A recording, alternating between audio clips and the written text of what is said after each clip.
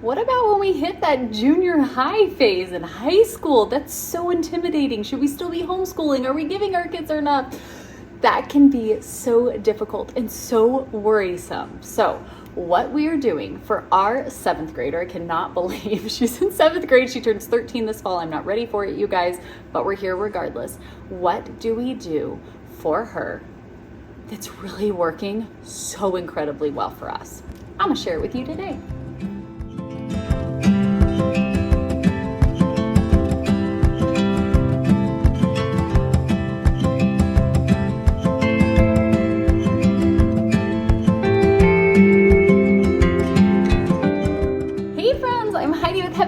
Home, and I love sharing with you guys. We have videos that come out each and every day talking about all the homey things. So from homemaking to homeschooling, home discipleship to homesteading, all with an eternal perspective as we live today and every day to the glory of the Lord. And so I'm so excited to get to share with you guys.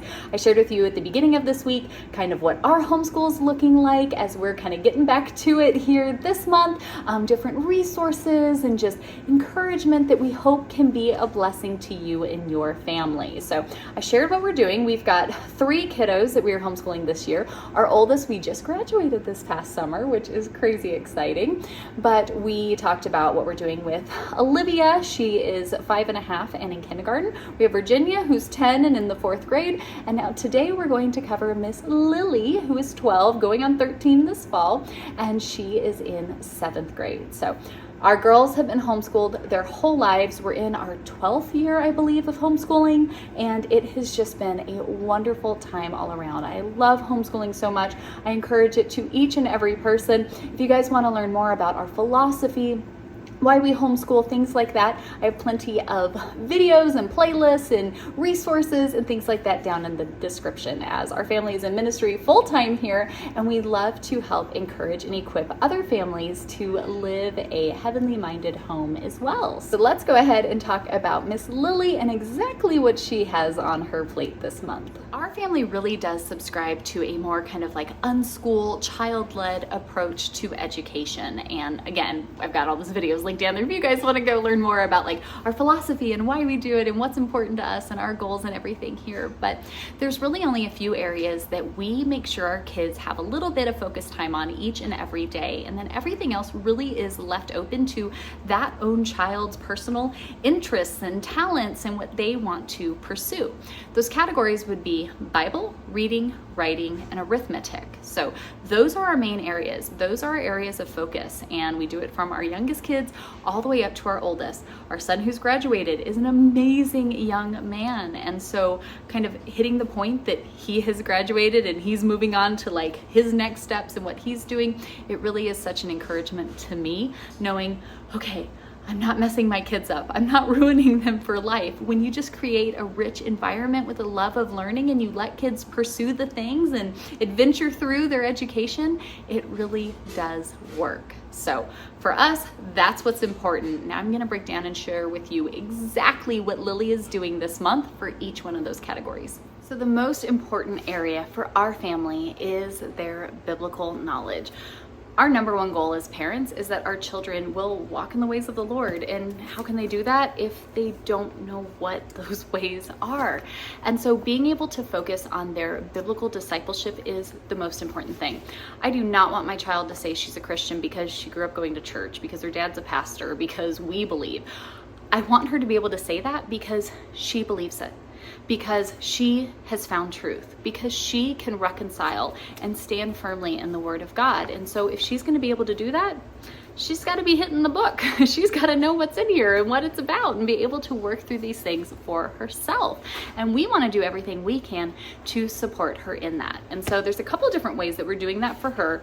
And really, we've been enjoying this so much. We're doing this across the board for our family, and I put it together so that way it can be a blessing for you and your family. Well, it's there for you guys, okay? And that would be the Heavenly Minded Homeschool Family Bible Curriculum. I started this last year, and I'm so excited to have an amazing team here to help me so we can get it finished this year. Months 1 and 2 are out already, with more coming very, very soon. I cannot wait to get them out to you guys. But what we're doing is we're going through the entire Bible, Genesis to Revelation, every book, every chapter, every verse. We're reading through. We're discussing it as a family. And then we have these just wonderful trivia questions each and every day to go through as a family to really help us look at the passages. Why did it say that? Why do we believe that? How do we reconcile that? We kind of work through the different areas. Truly, from the youngest to the oldest, we sit down and we go through this at the table, gathered up, eating our breakfast every morning, going through, reading the passages, discussing, asking questions, doing the trivia questions. We have memory passages, psalm studies, special areas of focus. I mean, there's a little bit of everything in here. And I love it because it allows my children to really dig into the things, but not in a way of like, I read it, I was there, cool story, but to really stop and think about it. We read the same passages all week long.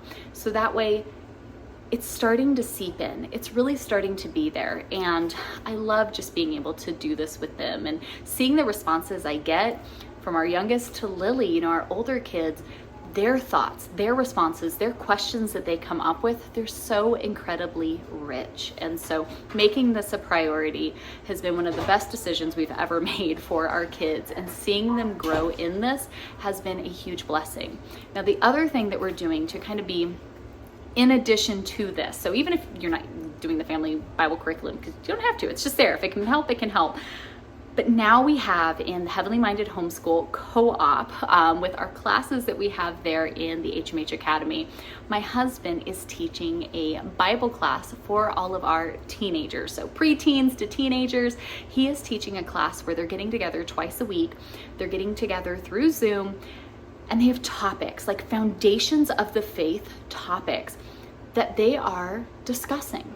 They're pulling out their Bibles and they're looking biblically. What does it say? How do we reconcile this? How do we process this? And to see them all come together and to study these things is so wonderful.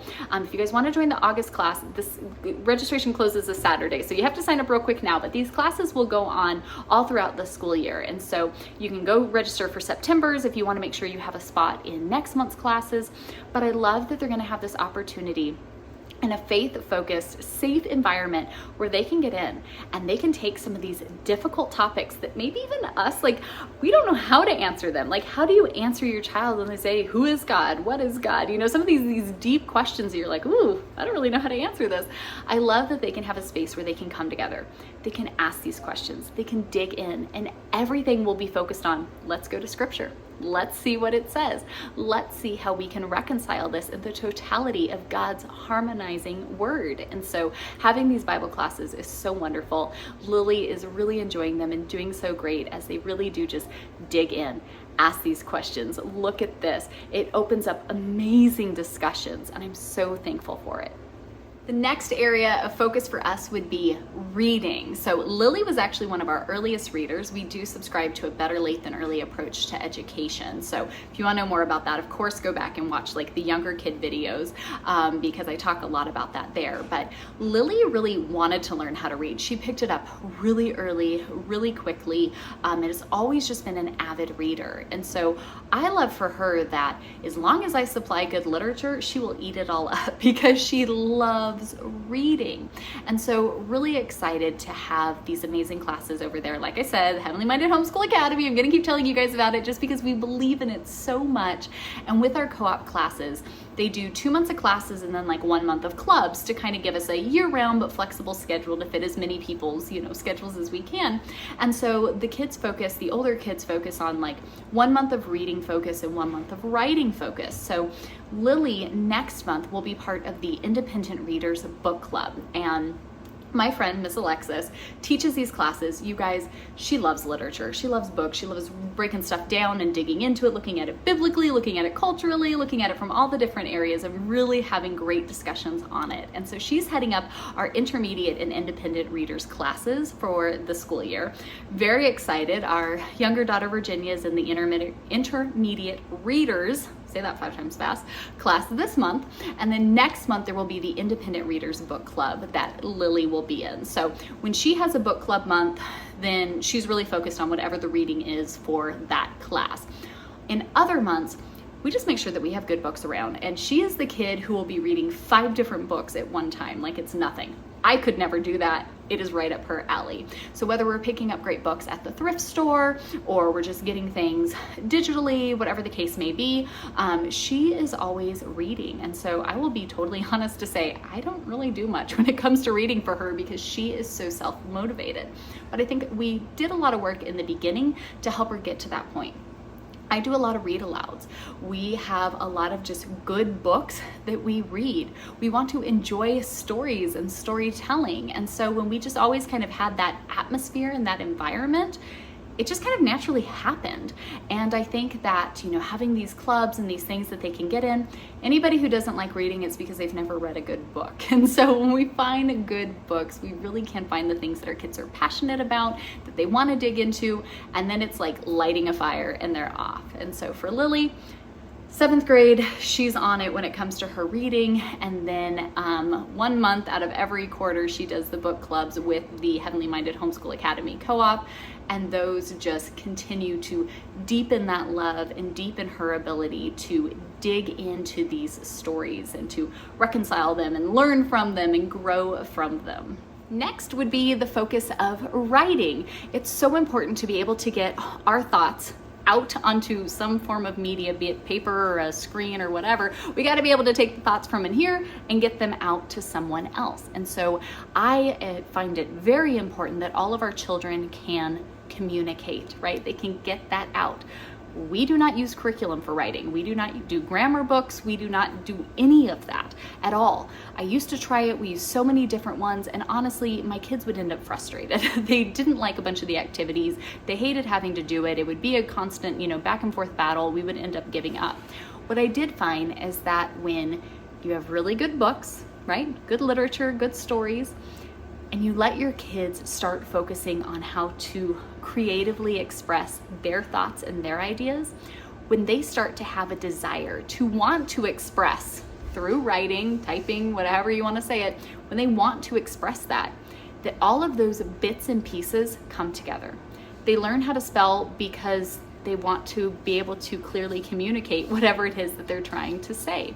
They figure out grammar because, again, they're reading, they're seeing it from the books that they're reading, and then they're putting their thoughts together. So with a little bit of direction and encouragement, their grammar comes together. All of these pieces come together, and we have found that through doing these creative writing workshops in the HMH co-op, we now have some of the most phenomenal writers. The kids all did a creative story this past school year. We published it for them, and the stories are just phenomenal. They're so great. And then we our oldest, he's publishing a book. Our younger ones are all loving writing. Lily is now an avid writer. She is writing some of the most creative stories. And her spelling, her grammar, her structuring, all of that is on point because she has an interest. She wants to write good stories. She takes these writers' workshops where she's working with an experienced teacher and her peers, doing peer-to-peer editing, sharing stories and ideas, and always crafting things to get them a little bit better. And so this month they're doing writing classes, which they're going to continue to do one every quarter throughout the rest of the school year. And so when she is in a writing class, then she's working on whatever they're doing for writing class. And then the other months that she's not in a set class, she's just continuing to work on whatever those stories are that she was already doing. And so the writers' workshops have been phenomenal for creating this great writer, and I'm so proud of her. She does such a great job, and I love that because it was something we let come naturally, she's invested in it. She has an interest in it, and therefore she is self-motivated and she really does enjoy it. Last but not least would be the area of arithmetic. We find it so important that all of our kids have strong number sense. And I've tried so many different curriculums, so many different things. You guys, we've been sharing them for the past 5 years. So you can go back and watch old playlists and see the things we've tried and used. And while I think many of those things were great for a season, we always run into the same problem where eventually we hit this point where it's just not working and nobody's really interested. It just isn't coming together, and we give up and we don't really know what to do. And what we keep finding is time and time again, there's great things to learn, and it's not that there's anything wrong with that. And if you have a curriculum that's working for you, praise God, enjoy it. That's wonderful. But I want my kids to know how to work with numbers in a real life, practical sense. And so we really do just let life's happenings lead the way when it comes to our children's arithmetic. Lily, for instance, she's great at managing money. She's great at managing time. She's great at baking and cooking and her measurements and weights and all of those types of things. She's involved when it comes to being out at the grocery store and keeping to our budget and figuring out the things that we need to do. We involve them in home projects, things around the homestead. You know, she's in charge of caring for the chickens, and she's so good at being able to calculate stuff out and put stuff all together. And so I think the more that we just involve them in the real life things that we're doing, we see it come together. Now, especially as we're in junior high, moving into high school. I did this with our older son, and I'm going to be doing it with her as well. There's many life things that we need to understand, because even most adults don't understand things like financial sense, investments, mortgages, loans, credit cards, taxes, how to build the business, how to, make money work for you instead of you always working for money. And on top of all of it, how to do so with a biblical, heavenly minded perspective. And so focusing on those areas is really important for me to want to, of course, live out myself, and then to teach to my children so that way they have that information as well. And so really starting to move into that area of stuff will be the next steps that we start doing with her through junior high and into her high school years. So friends, that's it. That's what we are doing with Miss Lily, who is in 7th grade now, starting with our 2023-24 back to homeschool year. Hopefully that can be a help and encouragement to you if you're maybe getting a little overwhelmed with junior high and high school and what do we do, and I want to make sure they have everything.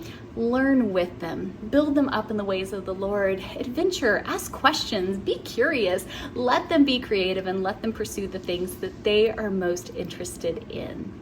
You guys, I know it. We're all doing a great job. And with the Lord's grace, one day at a time, we get a little bit better, a little bit, more on track and doing the things we need to do and being refined all along the way. If you want a little more to watch that I think might help you out in this process, highly recommend this up here. You guys can go and enjoy that. Otherwise, we will be back tomorrow with another video. See you all then. Bye, friends.